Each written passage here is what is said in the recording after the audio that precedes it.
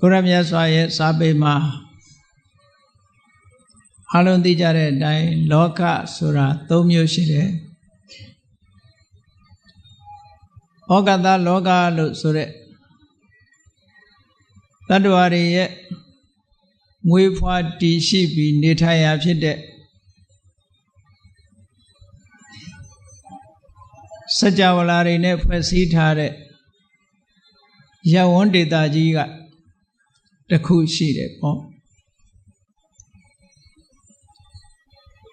နောက်တစ်ခုကတတ္တလောက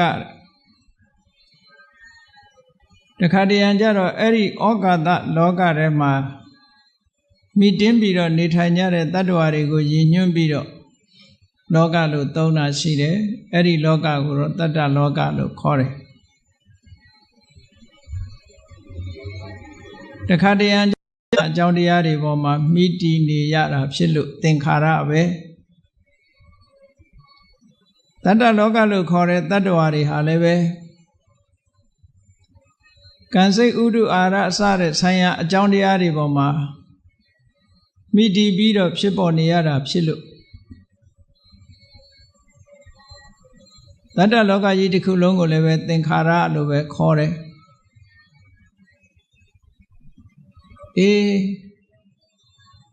အကြောင်းတရားတွေနဲ့မိတည်ပြီးတော့နေရတဲ့လောကအလုံးကိုခြုံငုံပြီးတော့သင်္ခါရလောကဩဃတလောကတတ္တလောကသင်္ခါရလောကလို့အဲ့လို၃မျိုးရှိတယ်လောကဆိုတဲ့စကားလုံးကိုဩဃတလောကကိုရည်ညွှန်းတဲ့အခါကျတော့ the world လို့ဘာသာပြန်ကြတယ်ကဘာဆိုပြီးတော့ခေါ်ဩဃတလောကဆိုတာအမတန်မှကျယ်ဝန်းတယ်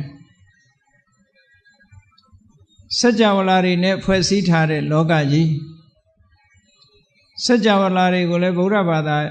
ဗုဒ္ဓကျမ်းစာတွေအလိုမှာအနန္တဆိုတာစัจ java လာတွေရဲ့အကျယ်ဝန်းပမာဏလည်းအဆုံးပိုင်းခြားမရှိဘူးအမတန်မှကျယ်ပြန့်တဲ့ယဝန်းကြီးတစ်ခုပဲမြတ်စွာဘုရားကသုလနိကာလောကဓာတုသုံးဆိုတာလောကဓာတုဆိုတဲ့စကားလုံးကိုသုံးပြီးတော့စัจ java လာတွေရဲ့အကြောင်းကိုဟောထားတာစัจ java လာအကြောင်းကိုလေ့လာတာ cosmology လို့ခေါ်တဲ့တော့လောကကြီးအကြောင်းကိုဘုရားဟာလေ့လာတဲ့အနေနဲ့ဟောပြောတာမဟုတ်ဘူးအကြောင်းတစ်ခုတိုက်ဆိုင်သည့်အတွက်ကြောင့်လောကကြီးအကြောင်းကိုဟောထားတာရှိတယ်မြတ်စွာဘုရားဟောတဲ့အချိန်တုန်းကလောကဓာတုဆိုတဲ့စကားလုံးကိုအသုံးပြုပြီးတော့ဟောတာစက္ကဝါလစัจ java လာဆိုတဲ့အသုံးကအတော်လေးနောက်ကျမှပါဠိစာပေထဲမှာဝင်လာတယ်လို့မှတ်ရမယ်အလုံးစัจ java လာဆိုတဲ့စကားလုံးကိုကြားဘူးနေတယ်ပရိတ်ကြီးရွတ်တိုင်းသမန္တာစက္ကဝါလေတုဆိုတဲ့စကားလုံးရှိတာစက္ကဝါလဆိုတဲ့စကားလုံးကိုစัจ java လာလို့ဗမာတွေကပြန်လေးရှိတယ်မြတ်စွာဘုရားရဲ့ပါဠိတော်တွေတိုက်ရိုက်ဟောတဲ့ထဲမှာတော့စက္ကဝါလဆိုတဲ့အသုံးဟာမတွေ့ရဘူးလောကဓာတုဆိုတဲ့အသုံးနဲ့ပဲသုံးသွားဓာတုဆိုတာသဘာဝအတိုင်းရှိနေတဲ့လောကလို့ဒီလိုအဓိပ္ပာယ်ရတယ်အဲ့ဒီအသုံးနဲ့မြတ်စွာဘုရားကလောကဓာတုမြန်မာပြည်မှာတစ်ချိန်တုန်းကသိပ္ပံပညာရပ်တွေကိုလောကဓာတ်ပညာလို့ဒီလိုခေါ်လာခဲ့ကြတယ်ပေါ့ဒီအသုံးလေးတွေရှိတယ်ပေါ့လောကဓာတုကိုလောကဓာတ်တဲ့လောကဓာတ်ပညာလောကဓာတ်အကြောင်းနဲ့ရှင်းတုန်းကဒီလိုခေါ်တယ်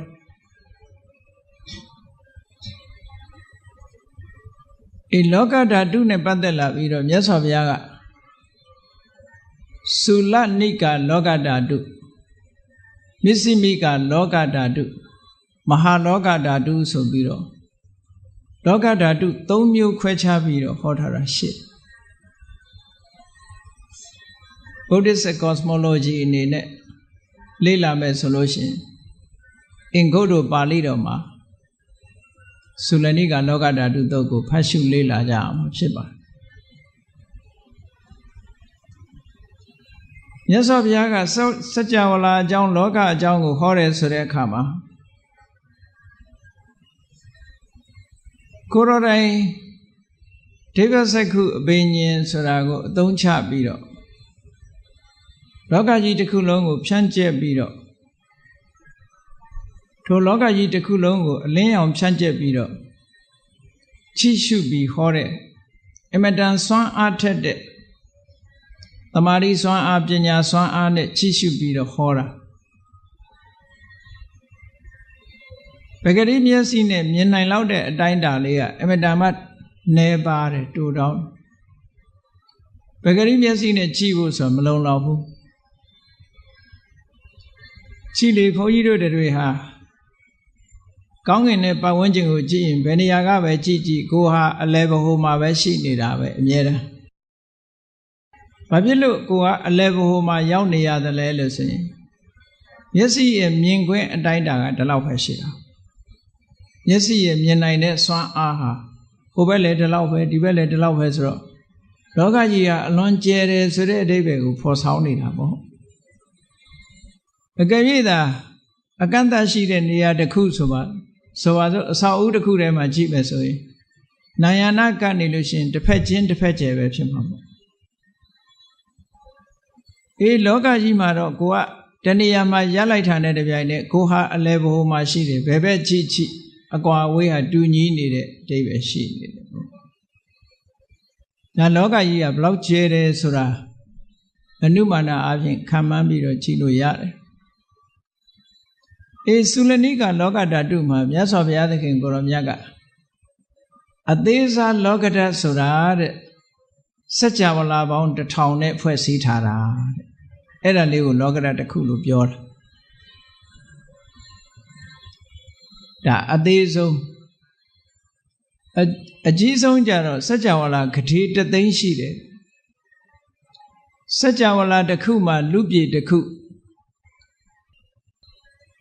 စัจ java လာတစ်ခုမှာရှိရမယ့်အင်္ဂါရပ်တွေကနေကိုဗဟုပြုပြီးတော့တည်ရှိနေတာဖြစ်တော့နေတစင်းလာတစင်းလူပြည်ကျွန်းကြီးလေးကျွန်းစတုမာရတာဝရိန္ဒာယာမတုတ်တိတာနေမာနရတိဆိုတဲ့နတ်ပြည်တွေစัจ java လာတစ်ခုမှာရှိရတဲ့အရာတွေကိုမြတ်စွာဘုရားကစัจ java လာတစ်ခုတစ်ခုမှာနေတစင်းလာတစင်းဒီလိုရှိတယ်စัจ java လာ1000ဆိုလို့ရှိရင်နေ1000လာ1000ရှိမှာပေါ့ဒီကနေ့ခေတ်သိပ္ပံပညာရှင်တွေကလည်းပဲသူတို့ရဲ့စွမ်းအားကြီးတဲ့မမြောင်းကြီးတွေတက်ဆင်ထားတဲ့ဂျူရူကြီးတွေကောင်းကင်ပေါ်လွတ်တင်ပြီးတော့ကြီးတဲ့အခါမှာတာမန်လူပြေကကြီးလို့မရတဲ့နေရာတွေကိုမြင်ကြရတယ်ဆိုတာဟာအဖြေထုတ်ထားတာရှိတယ်ပေါ့ဒီနေရင်မကဘူးတခြားနေတစင်းလည်းပဲရှိတယ်ဆိုတာကိုသူတို့တွေ့တယ်လို့ပြောတယ်မြတ်စွာဘုရားကြတော့မြတ်စွာဘုရားမှာပိုင်ဆိုင်တဲ့ဒိဗ္ဗစက္ခုဆိုတဲ့မှတ်မြောင်းကတော့အတိုင်းအဆမရှိအကုန်လုံးမြင်နိုင်စွမ်းရှိတာကိုမြင်နိုင်စွမ်းရှိတော့တမာတိစွမ်းအားနဲ့ကြီးကျင်တဲ့တော့ကြည့်လို့ရတဲ့နေရာအဲ့ဒီတမာတိစွမ်းအားနဲ့ကြည့်လိုက်တဲ့အခါမှာအငယ်ဆုံးလောကဓာတုလို့ဆိုတဲ့မှာစัจ java လာပေါင်း1000နဲ့ဖွဲ့စည်းထားတာတဲ့နေ1000လ1000အကြမ်းမြင်အဖြစ်ရှိတယ်လို့ဒီလိုပြောတယ်အကြီးဆုံးစัจ java လာကြတော့ဂရေတသိန်းဆိုနေဂရေတသိန်းလဂရေတသိန်းရှိမှာပေါ့အဲ့တော့နေရီလားတွေဆိုတာစัจ java လာတစ်ခုမှတစ်ခုဖွဲ့စည်းထားသည့်အတွက်ကြောင့်အဲ့ဒါကိုကြည့်ပြီးစัจ java လာဟာအနန္တရှိတယ်လို့ဒီလိုပြောတာအဲ့ဒီစัจ java လာဂရေတသိန်းဆိုတာမြတ်စွာဘုရားရဲ့အလောင်းတော်ဖွားမြင်တဲ့အခါပြိဋိဘံဆန်တဲ့အခါကောင်းကြီးဩဘာပေးရမယ့်အခါမှာတိမ့်တိမ့်တုံသွားအောင်တပြိုင်နဲ့တုံထုတ်တဲ့လောကရန်ဘုရင်နေကိုပြောတာစัจ java လာဂရေတသိန်းရဏတုတ်ကိုဟောတဲ့အခါမှာ ကောတိတတသဟတေတုစက္ကဝါလေတုဒေဝတာယတနာပဋိကဏန္တိယေသဝေတာလိယပုရိဆိုစัจ java လာဂရေတသိမ်းမှာရှိတဲ့နတ်တွေမြမာတွေကဘုရားမြတ်စွာရဲ့တရားဓမ္မကိုနာယူကြတယ်ဘုရားမြတ်စွာကိုကြီးညိုကြသည့်အတွက်ကြောင့်မြတ်စွာဘုရားကိုလေးစားချစ်ခင်ကြတော့မြတ်စွာဘုရားရဲ့တရားဓမ္မဆိုလို့ရှိရင်ဦးစားပေးကြတယ်အာယုံစိုက်ကြတယ်ဒါကြောင့်မို့ဘုရားဟောတဲ့သုတ်တန်တွေကိုရွတ်ဖတ်တဲ့ဆယ်လို့ရှိရင်ထိုသုတ်တန်တွေရဲ့အစွမ်းတကူဟာစัจ java လာဂရေတသိမ်းထီပြန့်နှံ့တယ်လို့ဒီလိုပြောတာနော်မြတ်စွာဘုရားစီတရားဟောတဲ့အခါမှာဓမ္မစัจ java တို့လို့တရားဟောတဲ့အခါလာရောက်လာတာစัจ java လာတိုက်1000ကနတ်မြမာအပေါင်းရောက်ရှိပြီးတရားနာတယ်လို့ဆိုစัจ java လာ1000ကနေလာပြီးနာကြတယ်အဲ့တော့လောကဓာတ်ဆိုတာအမတ္တမကျေဝန်းတယ်မြတ်စွာဘုရားနဲ့ပတ်သက်ပြီးတော့အတိုင်းအတာ3ရက်တနည်းအားဖြင့်ပြောရင်ခိတ္တဆိုတာဖီးပေါ့နယ်ပယ်ကြီး3ခုဇာတိခိတ္တအာနာခိတ္တဝိတယခိတ္တလို့ခေတ်3မျိုးရှိတယ်မြတ်စွာဘုရားမွေးဖွားတဲ့အခါမှာဖွားတော်မူတဲ့အခါမှာမြင်ကလျင်တုံဟိပေးခြင်းဖြင့်ကောင်းကြီးဩဘာပေးတဲ့စัจ java လာနယ်ပယ်ကြီးတစ်ခုကိုဇာတိခေတ်လို့ခေါ်တယ်အာနာခေတ်ဆိုတာမြတ်စွာဘုရားရဲ့တရားဓမ္မတွေပြန့်နှံ့ပြီးတော့တည်ရှိတဲ့စัจ java လာဂရေတသိမ်းအဲ့ဒါဟာအာနာခေတ်ဝိတယခေတ်ဆိုတာမြတ်စွာဘုရားကအာယုံပြုတ်ပြီးတော့ကြည်လို့ရတာဒါကြတော့အတိုင်းအတာမရှိဘူးတဲ့အဲ့တော့တသိမ်းမကရှိတယ်ဆိုတဲ့အဓိပ္ပာယ်ကိုပြောတာနော်အနန္တစัจ java လာဆုံးသမရှိဘူးဒါပြောတယ်ဒီလောကကြီးဆိုတာအဆုံးမရှိဘူးတဲ့ဩကာသလောကကြီးဟာဒီလောကကြီးရဲ့အဆုံးကိုဘယ်တကူရှင်မှရှောက်လန်းသွားခြင်းဖြင့်အဆုံးကိုတွေးရှိနိုင်မှာမဟုတ်ဘူးသွားလို့ရှိရင်လည်းရောက်မှာမဟုတ်ဘူးအဆုံးကိုလည်းတွေးမှာလည်းမဟုတ်သို့တော်မြတ်စွာဘုရားကဒီသုတ်တံမှာလောကရဲ့အဆုံးသို့ရောက်ရှိခြင်းလို့ဟောထားတာရှိတယ်လောကံတကူလောကရဲ့အဆုံးကိုရောက်တယ်အဲ့လိုရောက်ရှိတဲ့လောကကဘာလောကလဲဆိုတာတော့သိဖို့လိုတယ်ပေါ့သို့သောလောကလူတွေကလောကရဲ့အဆုံးကိုသွားဖို့ကြိုးစားကြတယ်အမတမစွမ်းအားကြီးတဲ့တကိုးရှိတဲ့ပုဂ္ဂိုလ်တွေဟာစัจ java လာကြီးဘယ်လောက်ကျယ်တယ်လဲဆိုတာစူးစမ်းခဲ့ကြတာနော်သိပ္ပံဆရာတွေကမှန်မြောင်းကလေးနဲ့ဒုံမြန်ကလေးလွတ်တင်ပြီးတော့ချိုတုတွေလွတ်တင်ပြီးတော့ဒီကနေ့ခေတ်မှာစัจ java လာအကြောင်းအာဂါသအကြောင်းလေ့လာနေကြတယ်ရှင်းတော့ကသမထကျင့်စဉ်တစ်ခုကိုအောင်မြင်ပေါက်ရောက်ပြီးကဘာအနှံ့ခြေဆက်နိုင်တဲ့စွမ်းအားတွေကောင်းကင်ကနေပြီးတော့ပြန်တန်းလိုရာစခန်းကိုပြန်တန်းနိုင်တဲ့စွမ်းအားတွေရှိတဲ့တကူရှင်တွေကလည်းပဲစัจ java လာအဆုံးကဘာရဲ့အဆုံးဆိုတာကိုသူတို့လည်းပဲသိချင်ကြတာပဲစူးစမ်းခဲ့ကြတယ်အဲ့ဒီစူးစမ်းခဲ့တယ်ဆိုတာအင်္ဂုတ္တရနိကေမှာရောဟိတတသုတ်ဆိုတာရှိတယ်ပေါ့အလုံးသိခြင်းအဲ့ဒီသုတ်ကိုဖတ်ကြည့်လို့ရရောဟိတတသုတ်ဆိုတာရှိတယ်အဲ့ဒီရောဟိတတသုတ်ဆိုတာအင်္ဂုတ္တရနိကေမှာလည်းပါတယ်တန်ယုဒ္ဓနိကေမှာလည်းပါတယ်စိတ်ဝင်စားဖွယ်ရကောင်းတာတော့အဲ့ဒီရောဟိတတသုတ်သူ့ဆက်ကြောင်းကဘလို့ပေါ်လာတော့ဆိုမြတ်စွာဘုရားကသာဝတိပြည်ဇေရဝံကျောင်းမှာသတင်းသုံးနေတဲ့အချိန်နတ်တွေကမြတ်စွာဘုရားစီလာလို့ရှင် တကောင်ကြော်မှလာလေးရှိတယ်ဘာဖြစ်လို့တော့ဆိုတော့လူတွေအလုံးအိတ်တဲ့အချိန်တကောင်ကြော်သွားပြီဆိုလို့ရှိရင်လူတွေကအလုံးအိတ်မောကျသွားဟိုးအထက်နတ်တွေကလူတွေရဲ့အနံ့ကိုမခံနိုင်ဘူးတဲ့သူတို့အနံ့တွေက different ပေါ့မတူတဲ့အနံ့တွေရှိနေတယ်ဒါကြောင့်မို့သူတို့နှာခေါင်းနဲ့မယင်ဘူးဟုတ်တော့ဟုတ်เสียရှိတယ်ဘုန်းကြီးတို့တွေတိရစ္ဆာန်ယုံသွားကြည့်လိုက်လို့ရှိရင်တိရစ္ဆာန်တွေရဲ့အနံ့တိရစ္ဆာန်ယုံတွေကတိရစ္ဆာန်တွေရဲ့အနံ့မခံနိုင်တော့ဘူးဟုတ်ကဲ့လားတိရစ္ဆာန်တွေရဲ့အနံ့လူကမခံနိုင်သို့တော့တိရစ္ဆာန်တွေကတော့အဲ့ဒီအနံ့ကိုမှွေးနေကြမှာပဲသူတို့အချင်းချင်းကြတော့လူတွေကမခံနိုင်ဘူးလေအဲ့တော့လူရဲ့အနံ့ကိုနတ်တွေကမခံနိုင်ဘူးဆိုတာဒါသဘာဝတော့ကြာကိုယ်နဲ့မတူတဲ့အနံ့လူအနံ့တောင်မှပဲတဦးနဲ့တူမတူဒီမြန်မာပြည်ရဲ့အနောက်ဘက်အိန္ဒိယသွားလိုက်လို့ရှိရင်အိန္ဒိယလူမျိုးတွေရဲ့အနံ့ကတစ်မျိုးမဆလာနတ်မကြိုက်လို့ရှိရင်တော့မဆလာနတ်နေနန်းနေမှာပဲအဲ့ဒီကထူးခြားတဲ့အနံ့တွေဟိုရှိဘက်သွားလို့ရှိရင်အညီအဟောက်တွေအစားများလို့ငါးစိမ့်အညီအနံ့တွေဂျပန်နိုင်ငံတို့ဘာလို့ကြတော့ရှိနေမှာအဲ့လိုထူးခြားတဲ့တဦးနဲ့တူမတူညီတဲ့အနံ့တွေကိုယ်နဲ့အတွေ့အကြုံကိုယ်နှာခေါင်းနဲ့မယင်တဲ့အနံ့တွေကလောကကြီးမှာရှိ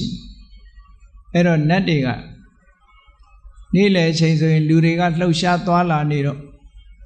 လူတွေကိုတိုက်ခတ်ပြီးတော့လွင့်ပြန်တက်လာတဲ့အနံ့တွေကပိုဆိုးတယ်လူအနံ့ပဂတိအနံ့ကမွေးဖို့တော့မရှိဘူးပေါ့မွေးတာကရေမွေးစွတ်ထားလို့ပေါင်တာကြောင့်မို့လို့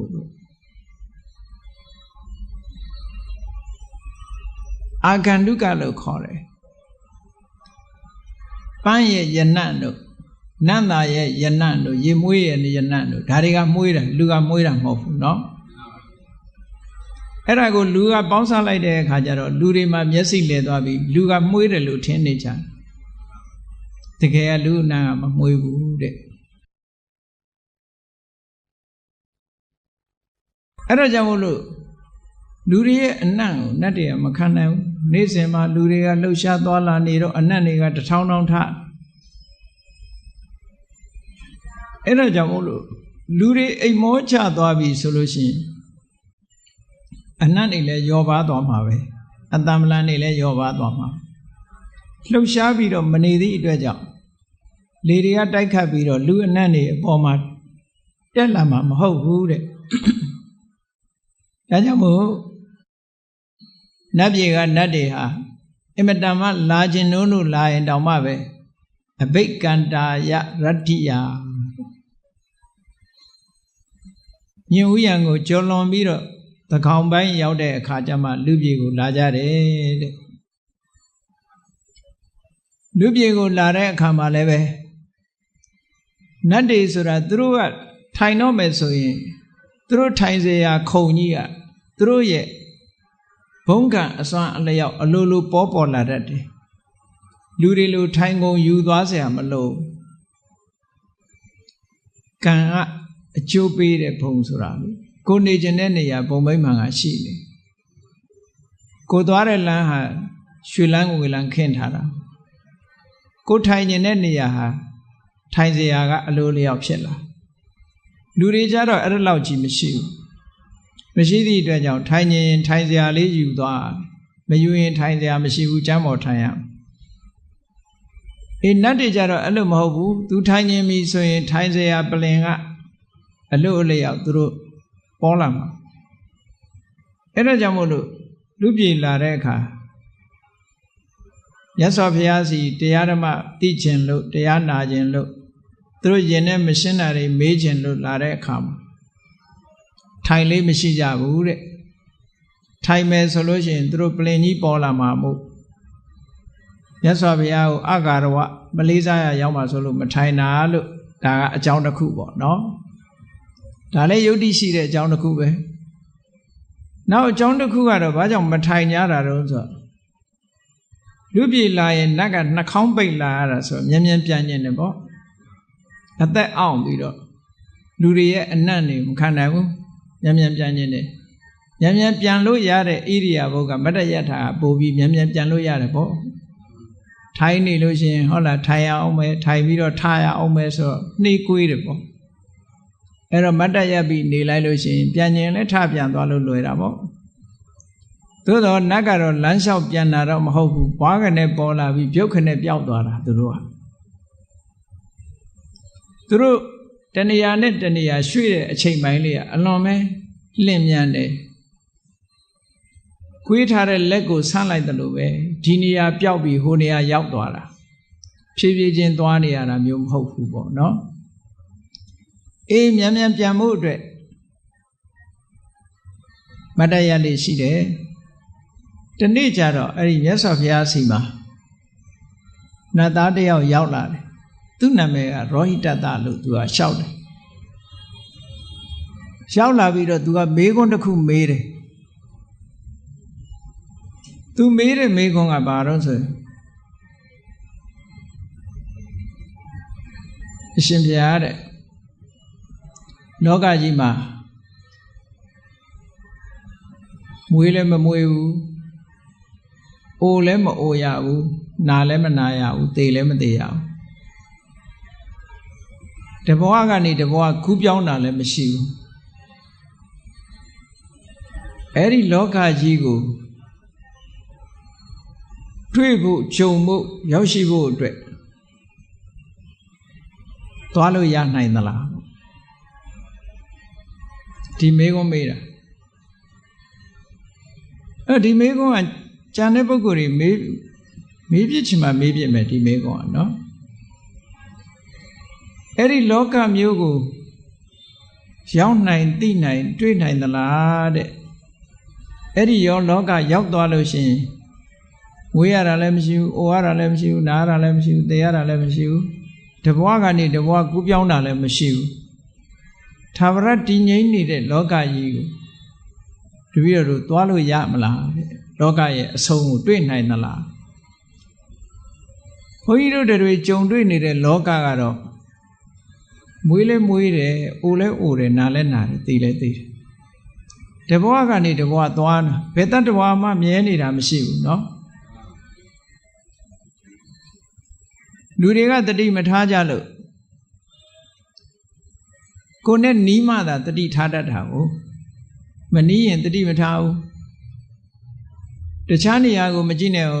ရန်ကုန်မြို့တစ်မြို့လုံးကိုခြုံကြည့်လိုက်နေ့စဉ်နဲ့အမျှသေဆုံးနေကြတာရှိတယ်လို့နေ့စဉ်နဲ့အမျှမွေးဖွားနေတာမရှိဘူးလားရှိတယ်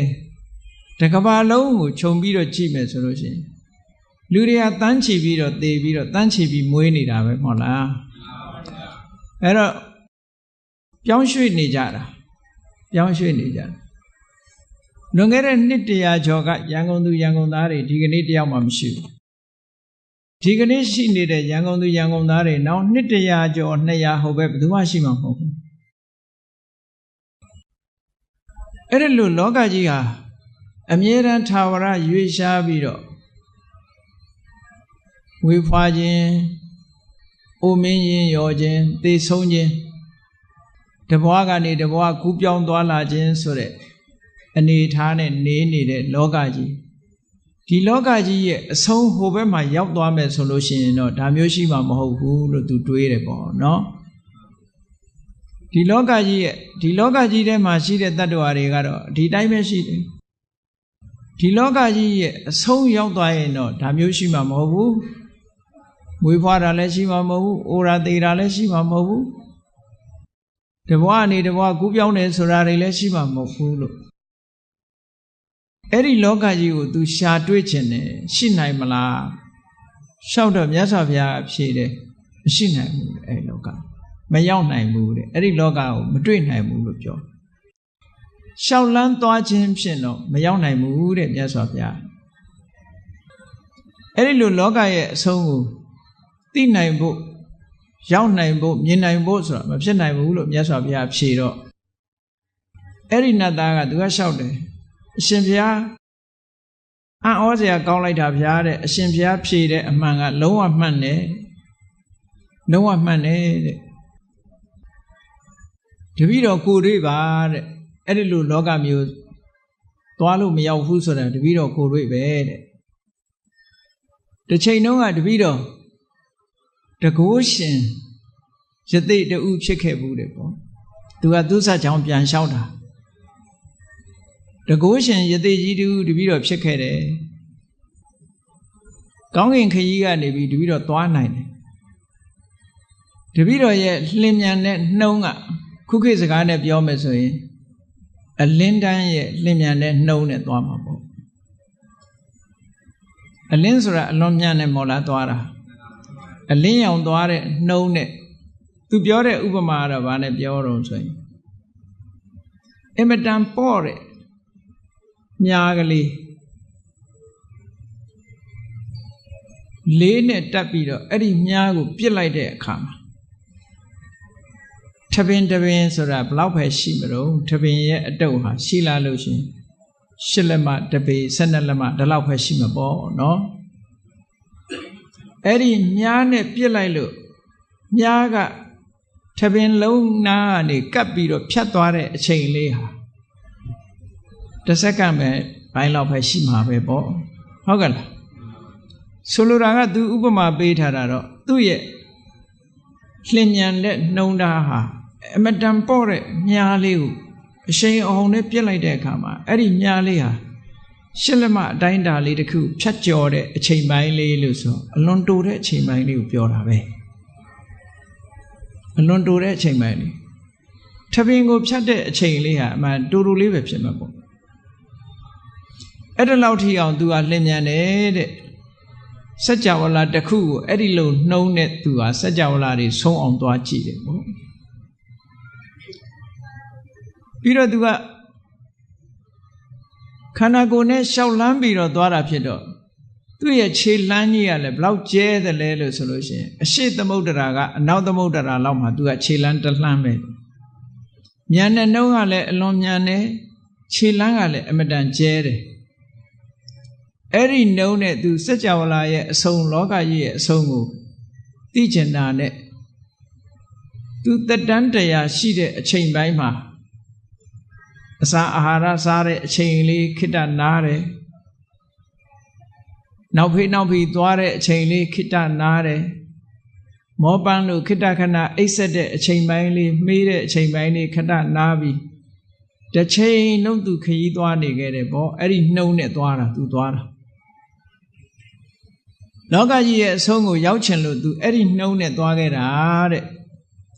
အနှစ်တရာကြာလို့သေသွားရောသူလောကကြီးအဆုံးကိုမတွေ့ခဲ့ရဘူးသူပြောတာဩဃာတလောကကြီးကိုသူဖြတ်သွားနေတာဟုတ်ကဲ့လားမြတ်စွာဘုရားကအနန္တစัจ java လာလောကကြီးကအဆုံးအမရှိဘူးလို့ဟောထားတဲ့အတိုင်းပဲလောကကြီးအဆုံးကို तू မတွေ့ပဲနဲ့ तू ဘဝတစ်ခုဏီကုန်းချုပ်သွားရတယ်ဆံရယတိဖြစ်သည့်အတွက်ကြောင့် तू ဗြဟ္မပြည်မှာရောက်သွားမှာပေါ့သို့တော်စာထဲမှာဗြဟ္မာလို့မသုံးဘဲနဲ့ဒေဝပုဒ္ဒလို့ပဲသုံးထားလို့နတ်သားလို့ပဲပြောရတယ်ပေါ့အဲ့ဒီရောဟိတတဆိုတဲ့နတ်သား तू အဲ့ဒါလို့ဘဝတစ်ခုမှာလောကရဲ့အဆုံးကိုတွေးဖို့ဆိုပြီးတော့ကြိုးစားပြီးရှာဖွေခဲ့တာမတွေ့ဘဲနဲ့သူဘဝတစ်ခုဆုံးသက်သွားပါတယ်တဲ့ဒါကြောင့်မို့အရှင်ဘုရားပြောတဲ့စကားမှန်လိုက်တာလောကကြီးအဆုံးကိုဖြင့်သွားရောက်ခြင်းဖြင့်တော့ဘယ်တော့မှဆုံးမှာမဟုတ်ပါဘူးလောကကြီးအဆုံးကိုရှောက်လန်းရှာဖွေခြင်းဖြင့်တော့တွေ့မှာမဟုတ်ပါဘူးဆိုတာအမတန်မှမှန်ပါတယ်တဲ့မတွေ့ခဲ့ပါဘူးတဲ့လို့ပြောအဲ့ဒီမှာမြတ်စွာဘုရားကဘာဟောတော့ဆိုမှန်တဲ့သွားခြင်းဖြင့်မအိုမနာမသေးတဘွားနေတဘွားကူးပြောင်းရခြင်းမရှိတဲ့လောကကိုဘယ်လိုနည်းနဲ့မှမရောက်နိုင်ဘူးမသိနိုင်ဘူးဆိုပြီးမြတ်စွာဘုရားကဘာထပ်ပြောလိုက်တုံးဆိုဒါလေးကအဲ့ဒီလောကကြီးရဲ့အဆုံးကိုမရောက်လို့ရှိရင်လည်းမင်းတို့ဒုက္ခဘယ်တော့မှအဆုံးမတတ်ဘူးတဲ့အဲ့ဒီစကားထူးခြားတဲ့စကားတစ်ခု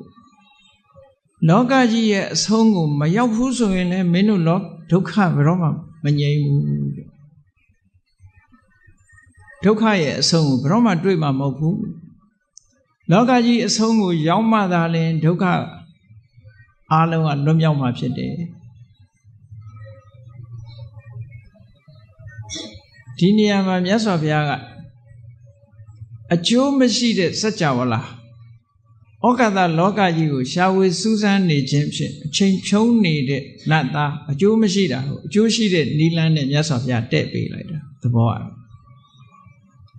အဲ့ဒီနတ်သားကဘုရားကိုရှောက်နေတာကဩကာသလောက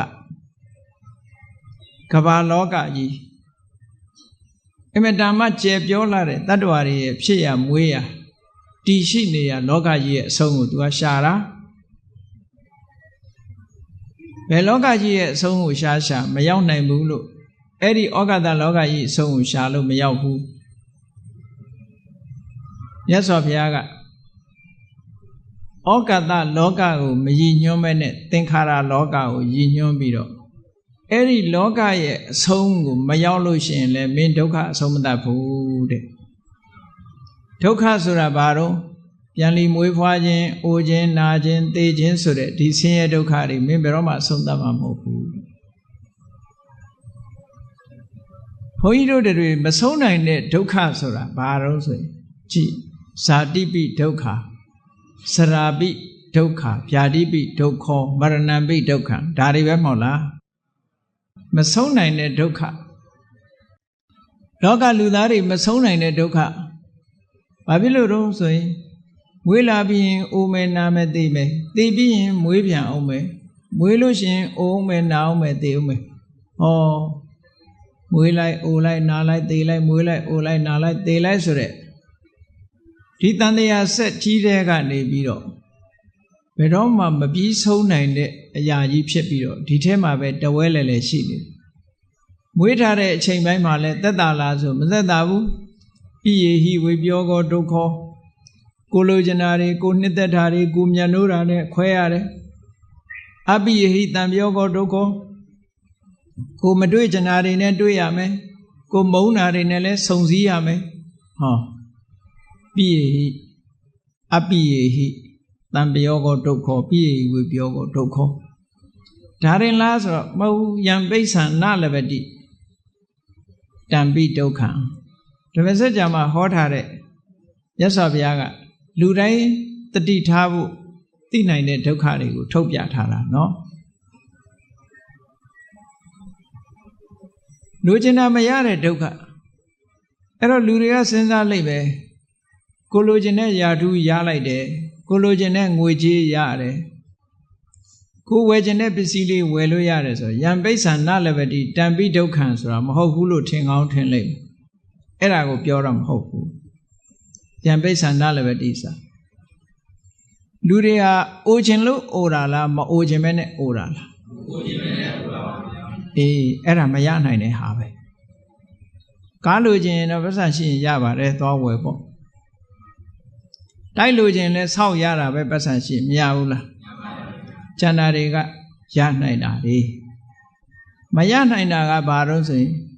အိုတာကိုမအိုပါစိန်နဲ့ဆိုရနိုင်မှာမလားနာတာကိုမနာဖို့ဆိုတာရနိုင်မှာမလားတေခြင်းသဘောရှိတဲ့အနေထားတစ်ခုကတေခြင်းကင်းတဲ့အနေထားတစ်ခုကိုရဖို့ဆိုတာကိုလိုချင်ရနိုင်မှာမလားရနိုင်ဘူးတဲ့အဲ့ဒါတွေကိုရည်ညွှန်းတာယံပိဿံနလည်းပဲဒီတံပိဒုက္ခနောက်ဆုံးကြတော့ခန္ဓာ၅ပါးရထားတာဟာဒုက္ခပဲလို့ဓမ္မစကြာမှာဒုက္ခကိုသရုပ်ဖော်ထားတာရှိတယ်ပေါ့အဲ့ဒီဒုက္ခတွေဟာလောကရဲ့အဆုံးကိုမရောက်ဘူးဆိုလို့ရှိရင်ဘလို့မှဒီဒုက္ခတွေအဆုံးသတ်မှာမဟုတ်ဘူးတဲ့လောကကြီးထဲမှာနေနေရင်တော့ဒီဒုက္ခတွေကျုံနေရမှာပဲလို့မြတ်စွာဘုရားဟောလိုက်တဲ့အခါအဲ့ဒီလောကဟာစัจ java လာလောကကြီးကိုယဉ်ညွှန်းတာမဟုတ်ဘူးဩကာသလောကကြီးကိုယဉ်ညွှန်းတာမဟုတ်ဘူးသင်္ခါရလောကကိုမြတ်စွာဘုရားယဉ်ညွှန်းလိုက်တာ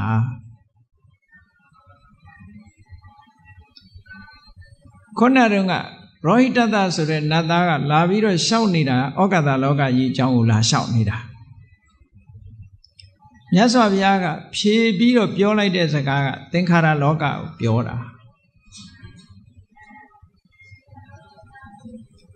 ဘာဖြစ်လို့မြတ်စွာဘုရားကမေးတာကဩကာသလောကဖြေတာကသင်္ခါရလောကနဲ့ဖြေလိုက်ရတော့လို့ဆိုဩကာသလောကနဲ့ပတ်သက်တဲ့မေးခွန်းကဘာမှအကျိုးမရှိဘူး location ဆိုတာသူ့ဟာသူ location ပဲရှိနေမှာပဲဟုတ်ကဲ့လားဒါနဲ့ပတ်သက်တဲ့ဟာကဘာမှအကျိုးမရှိဘူးတန်တရားဝကလွတ်ဖို့အတွက်ဘာမှအကျိုးမပြုဘူးမြတ်သောအချင်းချင်းမှုအတွက်ဘာမှအကျိုးမပြုဘူးဒုက္ခတွေဆုံးသတ်ဖို့အတွက်ဘာမှအကျိုးမပြုဘူးဒါကြောင့်မို့အကျိုးမရှိတာကိုမြတ်စွာဘုရားဘယ်တော့မှမလုပ်ဘူးတန်ဖိုးရှိတဲ့အချိန်တစ်ခုမှာအကျိုးမရှိတာနဲ့အချိန်မဖြုံးဘူးတဲ့ဘုန်းကြီးတို့တွေကြတော့အကျိုးမရှိတာတွေနဲ့လည်းအချိန်ဖြုံးတတ်ကြတယ်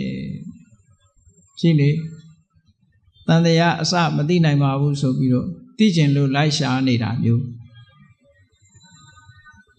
ရှာတွေ့တော့ကောဘာလုပ်မှာတော့ဘာမှလုပ်လို့ရမှာလည်းမဟုတ်ဟုတ်ကဲ့လားရှာရောတွေ့ဦးမှာလားဆိုမတွေ့ဘူးခေါဏရောဟိတတတန်တရားလောကကြီးရဲ့အဆုံးကိုသူလိုက်ရှာတာလေအကယ်၍တရားဓမ္မအဲ့ဒီအချိန်မှာတရားဓမ္မတွေကျင့်လိုက်မယ်ဆိုလို့ရှိရင်ဒုက္ခဆုံးသတ်သွားအောင်မယ်လောကကြီးကိုအဆုံးကိုရှာရင်နဲ့သေးတာသွားရှာမတွေ့တော့ပြီး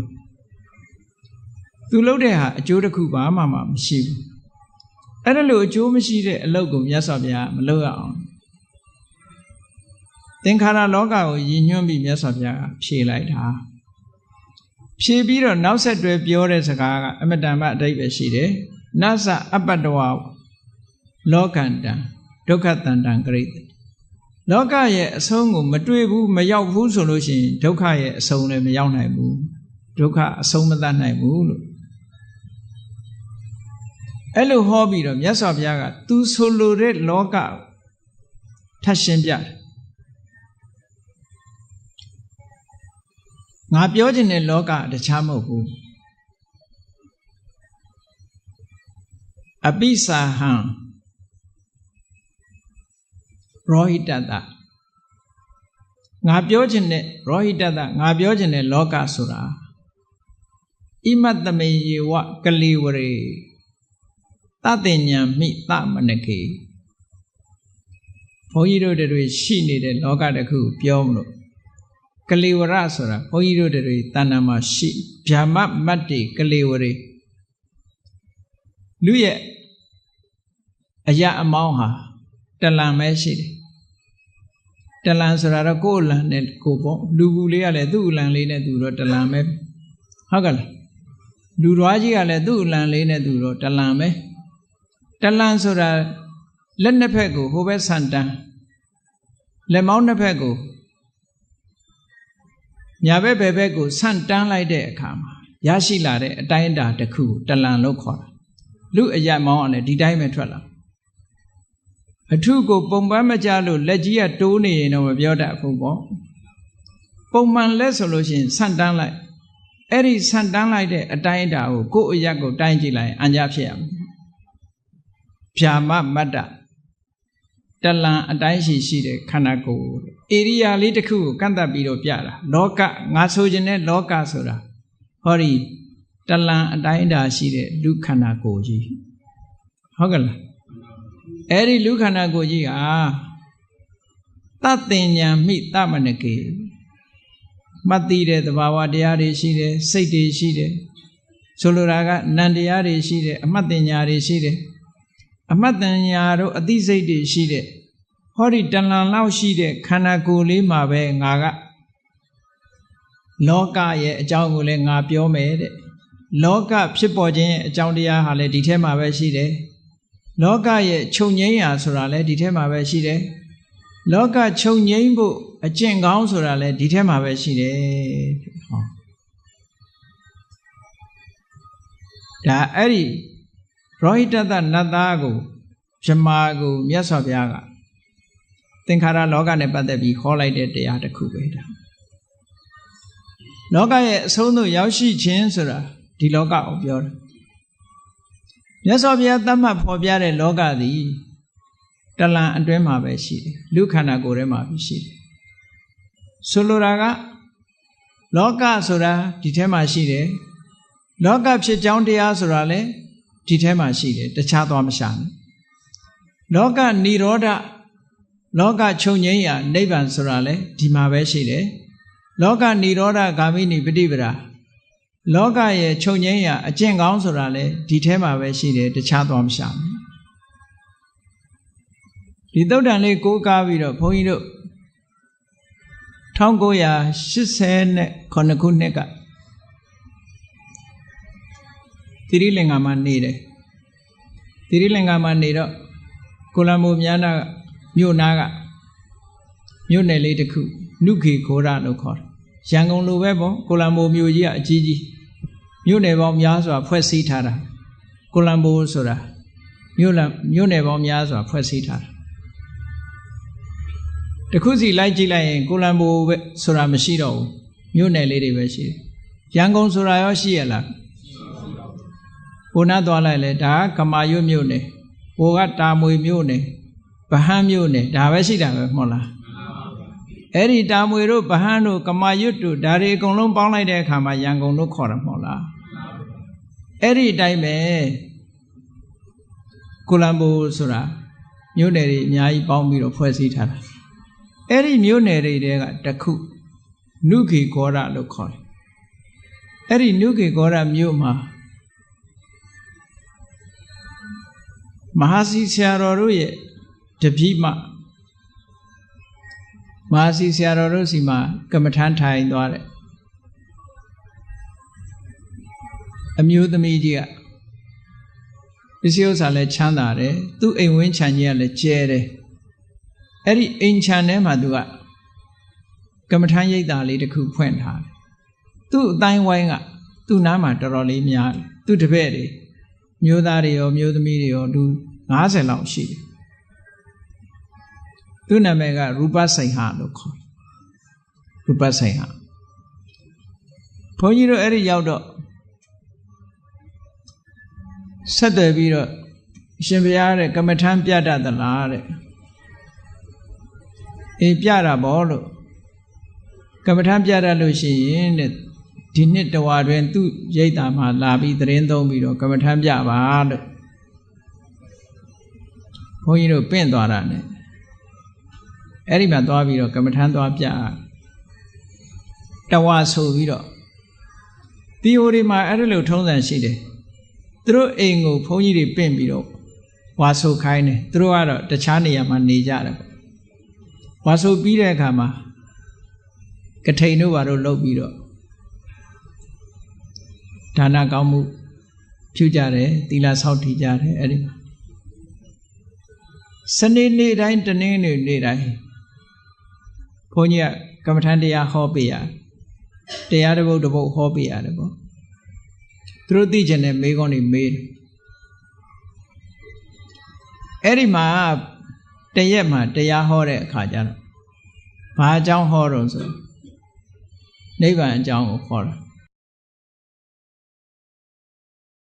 Where is Nibbana နိဗ္ဗာန်ဆိုတာဘယ်မှာရှိလဲဒီမေးခွန်းလေးကိုမေးပြီးတော့အားလုံးဟာဘုရားဘာသာဝင်တွေသူတော်စင်တွေကုသကောင်းမှုလှုပ်တိုင်းနိဗ္ဗာန်မက်ဖို့ရက်တူတို့နဲ့ရောက်ရပါစေနိဗ္ဗာန်ကိုဆုတောင်းလေးရှိကြတယ်လေဣဒံမေပုံညာနိဗ္ဗာနတပစ္စယောဟောတုနဲ့ဆိုပြီးတော့နိဗ္ဗာန်ကိုဆုတောင်းကြဒါဖြင့်နိဗ္ဗာန်ကဘယ်နားမှာရှိတယ်လဲသိရလားမသိလို့ရှိရင်ကဲဘယ်နားမှမရှိဘဲနဲ့ဆုတောင်းနေရမ်းဆုတောင်းနေရမရောက်ပေဘူးလားနော်ဘုဒ္ဓပြင်ဘာသာဝင်တွေကမှသူတို့ကဘယ်မှာရှိတော့ဆိုကောင်းကင်ဘုံလက်ညှိုးထိုးပြရသေးတယ်နိဗ္ဗာန်ဘယ်မှာလဲဆိုတော့ဘယ်သူမှလည်းမသိဘူးနိဗ္ဗာန်ဘယ်မှာလဲဆိုတော့မသိကြဘူးမဖြေနိုင်ကြဘူးဘုန်းကြီးပြောတယ်နိဗ္ဗာန်ဆိုတာလို့ခန္ဓာကိုယ်ထဲမှာပဲရှိတယ်လို့တခြားကိုလက်ညှိုးမထိုးနဲ့ဒါကအကိုးကားမရှိပဲပြောတာမဟုတ်ဘူးမြတ်စွာဘုရားကဟောဒီရောဟိတတတုတ်မှာဗျမမတ်တိဣမတ္တမေယေဝကလေဝရေဣမတ္တမေယေဝ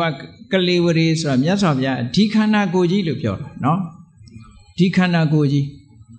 တတ္တဉ္ဇံမိတမနကေ အမှတ်စိတ်တွေအသိစိတ်တွေရှိတယ်ဟောဒီတလံမြသောခန္ဓာကိုယ်ကြီးထဲမှာပဲတဲ့လောကင်္စပညာပေးမိလောကကြီးရှိတယ်လို့လည်းငါပြောတယ်လောကဆိုတာဒီနေရာမှာအသုံးလေးပြောင်းထားတာသစ္စာ၄ပါးပဲဒုက္ခပဲဟုတ်ကဲ့လားဒုက္ခလည်းရှိတယ်ဒုက္ခသမုဒယလည်းရှိတယ်ဒုက္ခនិရောဓလည်းရှိတယ်ဒုက္ခនិရောဓဂ ामिनी ပฏิပဒါသစ္စာ၄ပါးလုံးဟာဒီခန္ဓာထဲမှာပဲရှိတယ်လို့မြတ်စွာဘုရားဒီလိုဟောတာဟုတ်အဲ့ဒါကိုလောကဆိုတဲ့အသုံးနဲ့မြတ်စွာဘုရားလောကအရေးကိုဆွေးနွေးနေတာဖြစ်သည့်အတွက်ကြောင့်လောကဆိုတဲ့အသုံးနဲ့မြတ်စွာဘုရားဟောတာအဲ့ဒီတုတ်တန်ကိုထောက်မယ်ဆိုလို့ရှိရင်နိဗ္ဗာန်ဘယ်မှာရှိတုံးဆိုရင်ခန္ဓာထဲမှာရှိတယ်လို့ပြောရမယ်အဲ့လိုပြောတော့ကမ္မထဆရာလက်ထောက်အမျိုးသမီးတယောက်ကနေပြီးတော့ဘုန်းကြီးရဲ့စကားကိုညှင်းဆိုတယ်ပေါ့လက်မခံရှင်ဘုရားမဖြစ်နိုင်ဘူးတဲ့ခန္ဓာကိုယ်ထဲမှာနိဗ္ဗာန်ရှိတယ်ဆိုတာမဖြစ်နိုင်ဘူးတဲ့ဘုန်းကြီးကဒီမှာတုတ်တန်တစ်ခုရှိတယ်လို့မြတ်စွာဘုရားကအခုလိုဟောထားတယ်လို့ခန္ဓာကိုယ်ထဲမှာပဲလောကသမုဒယလောကនិရောဓဂ ामिनी ရှိတယ်လို့ဟောဒီခန္ဓာကိုယ်မှာပဲရှိတယ်လို့မြတ်စွာဘုရားဟောထားတာလို့မြတ်စွာဘုရားဟောတဲ့စကားအရဆိုရင်နိဗ္ဗာန်ခန္ဓာကိုယ်ထဲမှာရှိတယ်လို့ပဲပြောရမှာပဲလို့သူကဘာနဲ့ထောက်ပြောတုံးဆိုတော့အဘိဓမ္မာမှာတဲ့နိဗ္ဗာန်ကိုဗဟိတလို့ဟောပါတယ်တဲ့ဗဟိတဆိုတာအပြင်မှာရှိတယ်လို့သူကပြောချင်တာပေါ့လေအစ္ဆတဗဟိတအစ္ဆတဓမ္မာဗဟိတဓမ္မာနဲ့လာတဲ့အခါနိဗ္ဗာန်ဟာဗဟိတတရားဖြစ်တယ်ဒါကြောင့်မို့လို့ခန္ဓာကိုယ်ထဲမှာမရှိနိုင်ဘူးကဲမြတ်စွာဘုရားကသုတ်တံမှာရှိတယ်အစ္ဆတဗဟိတဆိုတာကလို့အကြောင်းတစ်ခုခုနဲ့မြတ်စွာဘုရားကဟောတာဖြစ်တယ်အစ္ဆတဆိုတာခန္ဓာ၅ပါးကိုအစ္ဆတလို့ပြောထားလို့ရှိရင်ခန္ဓာ၅ပါးထဲမှာမပါဝင်တဲ့တရားသည်ဗဟိတအပြင်မှာရှိလို့ဗဟိတလို့ပြောတာမဟုတ်ဘူးခန္ဓာ၅ပါးထဲမှာရှိနေရင်အစ္ဆတခန္ဓာ၅ပါးထဲမှာဖွဲ့စည်းထားရင်အစ္ဆတဆိုပါစို့မင်္ဂလာဈေးကအဖွဲ့အသင်းတွေရှိတယ်မဟုတ်လားအဲ့ဒီအဖွဲ့အစည်းထဲမှာမင်းဘာအဖြစ်ပါလို့ရှိရင်အစ္ဆတပေါ့သို့တော်မင်္ဂလာဈေးထဲမှာအဖွဲ့ထဲမပါဘူးဆိုရင်ဗဟိတပေါ့အဖွဲ့ထဲမှာမပါဘူးလို့ပြောလို့မရဘူးလားအတွင်းလူအပြင်လူပြောတာပဲဟုတ်ကဲ့လားအဲ့ဒါလိုပဲနိဗ္ဗာန်ကိုဗဟိတလို့ဟောတာဟာလို့ခန္ဓာ၅ပါးထဲမှာမပါလို့မြတ်စွာဘုရားကဗဟိတလို့ဟောတာပါလို့ဟောဒီသုတ်တံမှာမြတ်စွာဘုရားခန္ဓာထဲမှာရှိတယ်လို့အတိအကျဟောထားတယ်လို့ရှိတယ်လို့ပြောထားတယ်ကဲပို့ပြီးတော့သေချာအောင်ကဲပိဋကသေချာနားထောင်လို့နိဗ္ဗာန်ဟာခန္ဓာကိုယ်ရဲ့ရှိမရှိကဲမြတ်စွာဘုရားသခင်ကိုရောမြတ်အလောင်းတော်ဘွားက6နှစ်ပတ်လုံးတရားရှာပြီးတော့နောက်ဆုံးတရားကျင့်လိုက်တဲ့အခါအမှန်တရားကိုတွေ့တယ်ဟုတ်ကလားဘုရားဂယာဒေသမဟာဗောဓိပင်အောက်မှာသစ္စာ၄ပါးတွေအကုန်လုံးသိလို့မိမိတဏ္ဍာမှာဖြစ်တဲ့ကိလေသာတွေငြိမ်းသွားတယ်ကိလေသာនិရောဓနိဗ္ဗာန်လို့ခေါ်တယ်ကိလေသာငြိမ်းသွားတယ်အဲ့ဒီကိလေသာငြိမ်းတာဟာညောင်ပင်အထဲထဲမှာငြိမ်းတာလားသို့မဟုတ်ကိုယ်ခန္ဓာကိုယ်ထဲမှာငြိမ်းတာလားကိလေသာငြိမ်းတာကကိလေသာကဘယ်မှာဖြစ်တာတုံးလို့မေးလို့ရှိရင်ခန္ဓာထဲမှာဖြစ်တာမဟုတ်လားအဲ့တော့ငြိမ်းတာကအပြင်ထွက်ပြီးငြိမ်းတာလားခန္ဓာထဲမှာပဲငြိမ်းတာလားအဲ့တော့ကိလေသာကိုအစ္ဆတလို့ပြောလို့ရှိရင်ကိလေသာငြိမ်းသွားတာကိုရောအစ္ဆတလို့ပြောလို့မရဘူးလားဟုတ်တယ်မဟုတ်လားမိမိတဏ္ဍာမှာရှိတဲ့ကိလေသာတွေမိမိတဏ္ဍာမှာပဲငြိမ်းသွားတယ်အဲ့ဒီငြိမ်းသွားတာကိုပဲကိလေသာနိဗ္ဗာန်လို့ခေါ်တယ်လို့နိဗ္ဗာန်2မျိုးတည်းမှာဒါကိုပဲနာမည်တစ်မျိုးနဲ့ဆိုရင်သဥပါရိသေသနိဗ္ဗာန်လို့ခေါ်တယ်လို့သဥပါရိသေသဥပါတိဆိုတာကတဏှာဒိဋ္ဌိတွေနဲ့ရှင်တွဲလာတဲ့ကံကအကျိုးပေးထားတဲ့ကံရဲ့အကျိုးဆက်တွေဟာ remain ဖြစ်နေတယ်ကြမ်းနေသေးတယ်ဆိုပါစို့မြတ်စွာဘုရားရဲ့တဏ္ဍာမှာကိလေသာတွေတော့ငြိမ်းသွားပြီသို့တော့ရုပ်ခန္ဓာကြီးနဲ့နာမ်ခန္ဓာတွေမကြမ်းဘူးလားကြမ်းနေတယ်အဲ့ဒါလို့ ရုပ်ခန္ဓာနာမ်ခန္ဓာသည်ကံကိလေသာတွေရဲ့အကျိုးဆက်မဟုတ်လားကံကိလေသာတွေကထုတ်လုပ်ထားတဲ့ရုပ်ခန္ဓာနဲ့နာမ်ခန္ဓာကကျမ်းနေသေးတယ်အဲ့ဒါကိုမိပြုပြီးတော့ဖြစ်တဲ့ကိလေသာတွေကတော့ငြိမ်းသွားတယ်အဲ့ဒီကိလေသာငြိမ်းတာဟာမြတ်စွာဘုရားရဲ့အပြင်မှာငြိမ်းတာလားမြတ်စွာဘုရားခန္ဓာထဲမှာငြိမ်းတာလားလို့ခန္ဓာထဲမှာငြိမ်းတာအဲ့ဒီငြိမ်းတာကိုသဥပါရိသေသနိဗ္ဗာန်လို့ခေါ်တာပဲအဲ့တော့သဥပါရိသေသနိဗ္ဗာန်ဟာတခြားမှာရှိတာလားမြတ်စွာဘုရားရဲ့ခန္ဓာထဲမှာရှိတာလားလို့ပိဋကတွေကတော့သဘောကျတယ်ဟိုခုနကမြင်းတဲ့အမျိုးသမီးကသူကဘௌသုဒရှိတယ်လက်ထောက်ဆရာမှာသူကတော့နည်းနည်းတွေးဝေသွားတယ်ပေါ့သူကဗဟိတလို့ဆိုတဲ့အတိကိုသူကဆွဲထားတာဟုတ်အဲ့လိုပြောလိုက်တော့ကိလေသာတွေငြိမ်းတာမြတ်စွာဘုရားခန္ဓာထဲမှာငြိမ်းတာဖြစ်သောကြောင့်ခန္ဓာကိုယ်နဲ့ဆက်ဆက်ပြီးတော့ပဲပြောရတယ်ဒါကိလေသာនិရောဓနိဗ္ဗာန်လို့ခေါ်တယ်အဲ့ဒီနိဗ္ဗာန်ကိုမြတ်စွာဘုရားမျက်မှောက်ပြုတာပဲနောက်သက်တော်80ပြည့်တဲ့အခါကြလို့ရှိရင်လို့ကုသိနာယုံအင်းချင်းဆုံးအကြားမှာမြတ်စွာဘုရားမြောက်မျက်နှာအုတ်ခေါင်းလှည့်ပြီးတော့အုတ်ခေါင်းထားပြီးတော့ခုနကကြမ်းနေသေးတဲ့ကံကိလေသာတို့ရဲ့အကျိုးဆက်ဖြစ်တဲ့ဝိဘက်နာမခန္ဓာတွေအားလုံးဟာချုပ်ငြိမ်းသွားတယ်။ကံကြောင့်ဖြစ်တဲ့တရားတွေရုပ်ခန္ဓာကြီးလည်းရပ်ဆိုင်သွားတယ်။နာမ်ခန္ဓာတွေလည်းအားလုံးရပ်ဆိုင်သွားတယ်။အကျိုးတွေအားလုံးအကျွမ်းကြံမရှိရပ်ဆိုင်ပြီးတော့ပျက်စီးသွားတယ်။အဲ့ဒါကြတော့ခန္ဓာပရိနိဗ္ဗာန်လို့ခေါ်တယ်လို့တခြားနာမည်နဲ့ပြောမယ်ဆိုရင်အနုပါတိသေတနိဗ္ဗာန်အကျွမ်းကြံမရှိအောင်ငြိမ်းသွားတဲ့အငြိမ်းလို့ပြောတာလို့အဲ့တော့သဥပါရိသေတနိဗ္ဗာန်ကလည်းခန္ဓာကိုယ်နဲ့ပတ်သက်ပြီးပဲပြောလို့ရတယ်အနုပါရိသေတနိဗ္ဗာန်ကလည်းခန္ဓာနဲ့ပဲပတ်သက်ပြောလို့ရတယ်ဒါကိုရည်ညွှန်းပြီးတော့မြတ်စွာဘုရားကနိဗ္ဗာန်ဆိုတာခန္ဓာထဲမှာရှိတယ်လို့ခေါ်တာပါလို့သူ့ကိုအဲ့လိုရှင်းပြတော့နောက်ထပ်တော့မေးခွန်းမတက်လာတော့ဘူးပေါ့အဲ့ဒီတုန်းကပြောခဲ့တာကိုမှတ်မိသေးတယ်ဒီသုတ်တံမှာမြတ်စွာဘုရားကဟောထားသည့်အတွက်ကြောင့်ဗုဒ္ဓဘာသာဝင်တွေWhere is the နိဗ္ဗာန်နိဗ္ဗာန်ဘယ်မှာရှိသလဲလို့ဆိုလို့ရှိရင်နိဗ္ဗာန်ဆိုတာခန္ဓာနဲ့ပတ်သက်ပြီးမှပြောလို့ရတယ်ဒါကြောင့်မို့ကိုယ်ခန္ဓာထဲမှာကိလေသာငြိမ်းတာဟာကိလေသာနိဗ္ဗာန်ပဲသာဥပါတိသေတာနိဗ္ဗာန်ပဲကိုယ်တဏ္ဍာမှာရှိနေတဲ့ခန္ဓာတွေဉာဏ်နဲ့ခန္ဓာတွေအကျိုးခန္ဓာတွေအလုံးငြိမ်းသွားတာဟာအနုပါတိသေတာနိဗ္ဗာန်ပဲဆိုတော့နိဗ္ဗာန်ဟာခန္ဓာနဲ့တခြားလားခန္ဓာထဲမှာပဲခန္ဓာနဲ့ပတ်သက်ပြီးရှိနေတာလားဆိုခန္ဓာနဲ့ပတ်သက်ပြီးရှိနေတာဒါကြောင့်မို့လို့အထက်ကရာတွေမှာဘယ်လိုရေးထားတော့ဆိုနိဗ္ဗာန်ပိခန္ဓာပฏิပတ္ထမေဝတဲ့နိဗ္ဗာန်အကြောင်းကိုပြောချင်ရင်လည်းခန္ဓာနဲ့ပတ်သက်ပြီးပြောမှဖြစ်တယ်ဟုတ်ကလားဘာဖြစ်လို့ဆိုငြိမ့်နေဆိုဘာငြိမ့်တာတော့လို့မေးလို့ရတာပေါ့အဲ့တော့ငြိမ့်စရာမရှိဘဲနဲ့ငြိမ့်မှမလားကိလေသာရဲ့ငြိမ့်ခြင်းခန္ဓာရဲ့ငြိမ့်ခြင်းဆိုတော့ကိလေသာနဲ့ခန္ဓာနဲ့ဆက်ပြီးပြောရတာပဲမဟုတ်လားမီးကလေးငြိမ့်သွားတယ်ဆိုရင်ဘာမီးငြိမ့်တာလဲဖျောင်းနိုင်မီးငြိမ့်တာလားထင်းမီးငြိမ့်တာလားဖျောင်းနိုင်မီးတို့ထင်းမီးတို့နဲ့ဆက်ပြီးမပြောရဘူးလားအဲ့ဒါကြောင့်မို့လို့နိဗ္ဗာန်ပိခန္ဓာပฏิပတ္ထမေဝခန္ဓာနဲ့ဆက်ပြီးတော့ပြောရတာလို့ပိဋကတွေကတော့အဲ့ဒါကိုလက်ခံသွားဒါကြောင့်မို့လို့မြတ်စွာဘုရားကရောဟိတတသုတ်မှာဟောဒီတလန်လောက်ရှိတဲ့ခန္ဓာကိုယ်ထဲမှာပဲလောကဆိုတာလည်းရှိတယ်လောကဖြစ်ကြောင်းတရားဆိုတာလည်းရှိတယ်လောကချုပ်ရနိဗ္ဗာန်ဆိုတာလည်းရှိတယ်လောကချုပ်ရအကျင့်ဖြစ်တဲ့မဂ္ဂင်၈ပါးအကျင့်တရားဆိုတာလည်းရှိတယ်လို့မြတ်စွာဘုရားကဒီလိုဟောတာပါလို့ကဲကောင်းပြီဘုန်းကြီးတို့တွေတကယ်အရေးကြီးတာကဩကတလောကကြီးရဲ့အဆုံးကိုရှာဖို့အရေးကြီးတာလားကိုယ်သင်္ခါရလောကရဲ့အဆုံးကိုရှာဖို့အရေးကြီးတာလားသင်္ခါရလောကရဲ့အဆုံးကိုရှာရမယ်တဲ့မြတ်စွာဘုရားလောကဆိုတာဟာဘာကိုလောကလို့ခေါ်တာတုံးလို့ထပ်ဆင့်ပြီးတော့စဉ်းစားလိုက်တဲ့အခါမှာလောကရဲ့အဓိပ္ပာယ်ကိုဖွင့်တဲ့အခါမှာလုဇတိပလုဇတိတိလောကောလုဇတိပျက်စီးနေတယ်ပလုဇတိအမြဲပျက်စီးနေတယ်ဒါကြောင့်လောကောလောကလို့ခေါ်တာလောကရဲ့စကလုံးရဲ့အဓိပ္ပာယ်ကိုကပျက်စီးခြင်းလို့အဓိပ္ပာယ်ရတယ်ပေါ့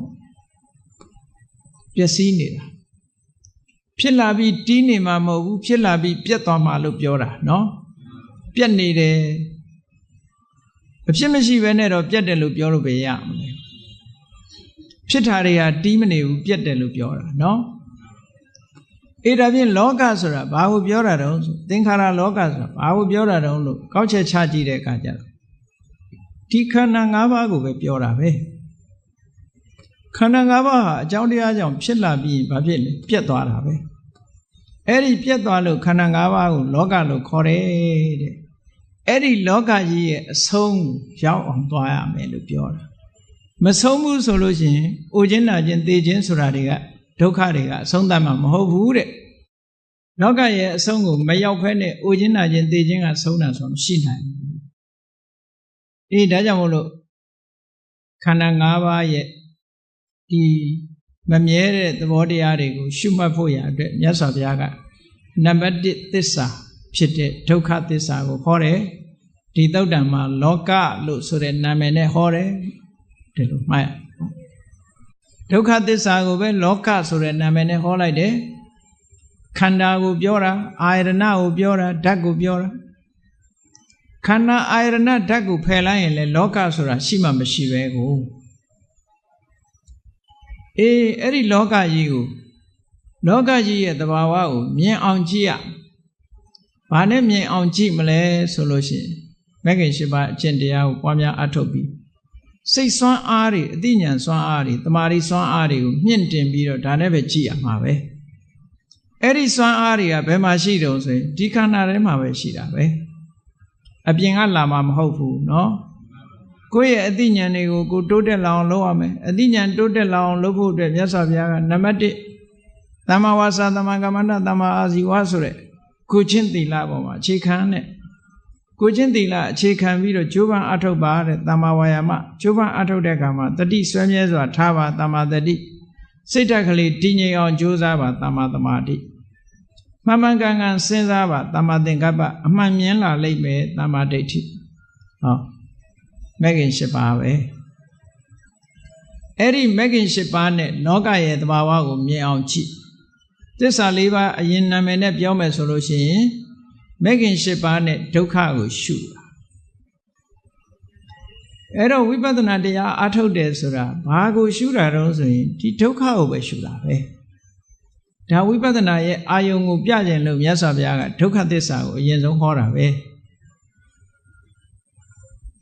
အဲ့ဒါလို့မေဃသစ္စာလို့ခေါ်တဲ့လောကနိရောဓဂามိနိပฏิပဒါဒီအကျင့်ကိုထူထောင်ပြီးဘယ်မှာအလုပ်လုပ်ရမလို့ဆိုလို့ရှိရင်လောက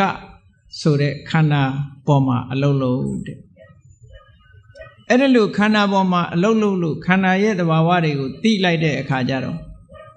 ထိုခန္ဓာပေါ်မှာအတွေ့အတာရှိသေးလားအတွေ့အတာပြတ်သွားပြီဆိုတာဟာလောကသမုဒိယလောကကိုထုတ်လုပ်နေတဲ့အတွေ့အတာသမုဒိယသစ္စာကိုဖယ်ရှားလိုက်ခြင်းပဲဖြစ်တယ်ပေါ့ဖယ်ရှားလိုက်ပြီးတော့ဆိုက်ရောက်သွားတာကဘာတော့ဆိုရင်ထုတ်လုပ်တဲ့အကြောင်းတရားကင်းသွားပြီဆိုလို့ရှိရင်ဆက်လက်ဖြစ်ပေါ်မှုရှိပါအောင်မလားမရှိတော့ရင်ခြုံငိမ့်သွားတာပေါ့အဲ့ဒါကိုလောကနိရောဓလို့ခေါ်တာပဲအဲ့တော့လောကရဲ့အဆုံးကိုရောက်ချင်လို့ရှိရင်တဲ့